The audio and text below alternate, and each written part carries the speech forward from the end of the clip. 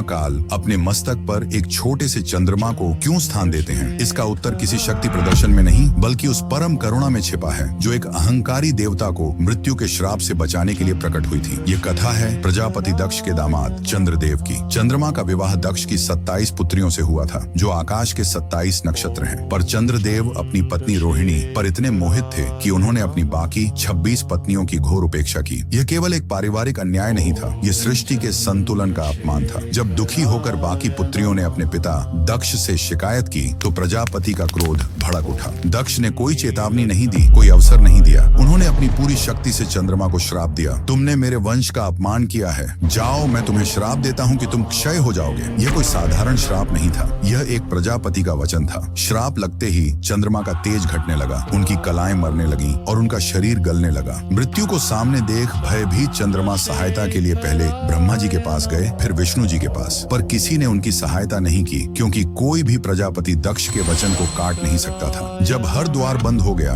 जब सृष्टि के रचयिता और पालक ने भी मुख फेर लिया, तब चंद्रमा ने वह किया जो हर असहाय जीव अंत में करता है। उन्होंने महादेव के चरणों में शरण ली। वे कैलाश पहुंचे और शिव के पैरों में गिरकर अपने प्राणों की भीख मांगने लगे। महादेव ने श्राप को देखा, चंद्रमा के पश्चाताप को देखा और सृष्टि के संतुलन को देखा। वे जानते थे कि श्राप को पूरी तरह समाप्त करना धर्म के विरुद्ध होगा, पर अपने शरणागत को मरने देना भी उनकी प्रकृति के विरुद्ध था। तब उन्होंने एक ऐसा मार्ग निकाला जो केवल महादेव ही निकाल सकते थे। उन्होंने चंद्रमा को उठाया और अपने शीश पर अपनी जटाओं में धारण कर लिया। शिव के शरीर का स्पर्श पाते ही चंद्रमा की मृत्यु रुक गई। महादेव ने श्राप का मान रखते हुए उसे संशोधित कर दिया और कहा, दक्ष का वचन व्यर्थ नहीं जाएगा। तुम 15 दिन क्षीण होगे, पर अगले 15 दिन मेरी ऊर्जा से तुम पुनः पूर्ण हो जाओगे। उसी दिन से कृष्ण पक्ष और शुक्ल पक्ष का चक्र आरंभ हुआ। वह अर्धचंद्र महादेव के मस्तक पर एक आभूषण नहीं बल्कि एक वचन है। यह वचन है कि जो कोई भी, चाहे वह कितना भी दोषी क्यों न हो, यदि सच्चे पश्चाताप के साथ उनकी शरण में आता है तो वे उसे मृत्यु के मुख से भी निकाल लाते हैं। वह चंद्रमा इस बात का प्रतीक है कि महादेव का दरबार न्याय का नहीं बल्कि करुणा का दरबार है। उस चंद्रशेखर के सम्मान में जो अपने भक्त के लिए श्राप को भी वरदान बना देते हैं। कमेंट्स में ओम चंद्रशेखर